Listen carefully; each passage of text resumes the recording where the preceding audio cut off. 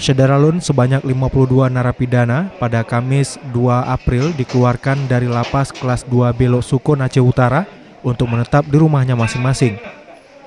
Pembebasan napi yang mendapat asimilasi itu dilakukan dalam rangka pencegahan penyebaran COVID-19. Pemberian asimilasi itu ditandai dengan penyerahan SK secara simbolis oleh Kepala Lapas kelas 2 Belok Sukun Yusnaidi. Asimilasi adalah proses pembinaan napi dan anak dengan membaurkan mereka dalam kehidupan masyarakat. Dari 52 napi yang mendapat asimilasi, 3 diantaranya kasus melanggar Undang-Undang Perlindungan Anak, 3 napi kasus penggelapan, kemudian kasus pencurian, pemerasan, penganiayaan, dan perampokan, masing-masing 1 napi. Selebihnya 42 napi lagi terlibat dalam kasus narkotika.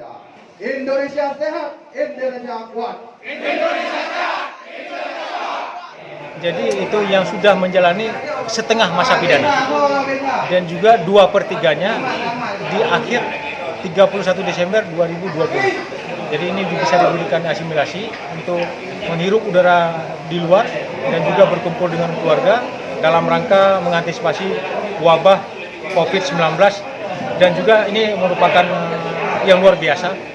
Karena kenapa saya bilang luar biasa, ini salah satu program untuk antisipasi overload.